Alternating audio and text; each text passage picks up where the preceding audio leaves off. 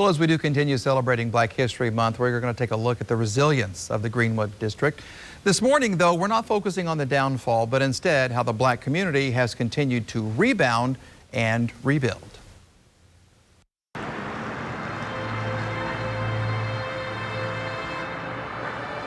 It was a network system from those townships that brought people to Tulsa. Terry Backus says the Greenwood district can trace its roots back to 50 black towns scattered across the Sooner State, and of course, oil, the growing force for Oklahoma. I believe those are the two factors of Greenwood being what it was. Terry himself is a product of a father from Vernon and a mother from Tallahassee, two black towns, and says the lure of a good life in Tulsa is the reason for the growth of the Greenwood district.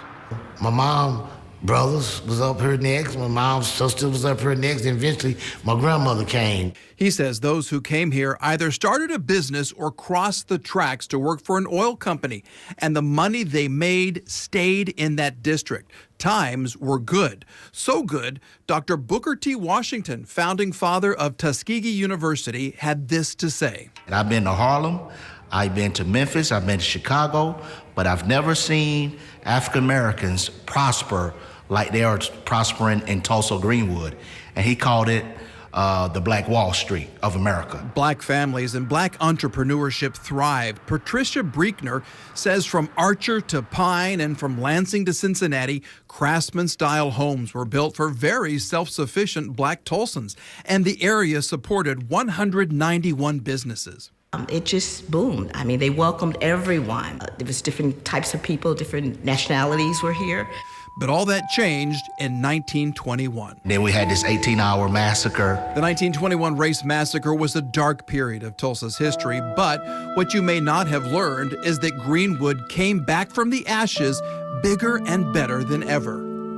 And the people within a year, they rebuilt these buildings with their own monies, no insurance, no support from the city or the state, and did it themselves. Freeman says from 1922 up until the late 1940s, Greenwood was once again booming. The Greenwood Cultural Center reports expensive homes lined Detroit Avenue. Greenwood Avenue housed the offices of almost all of Tulsa's black doctors, lawyers, and other professionals. And Deep Greenwood was a model African-American community to towns worldwide. And it was known as the Little Africa of the Southwest. It was up to over 300 businesses before urban renewal. For a second time, Greenwood was hit hard. Patricia says that urban renewal, the construction of I-244, devastated the area, and desegregation allowed black families to shop elsewhere. Businesses suffered. And today, all we have are these 10 buildings. But all that's changing now. For a third time, Greenwood is growing. We have 30 businesses, and 28 of them are African American. There's a 21st century Black Wall Street History Center. That's our new neighbor that's coming.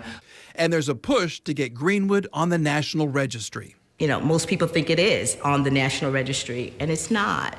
And so we'll get the tourism that needs to come, and they'll see the history. It's like Greenwood has been on life support.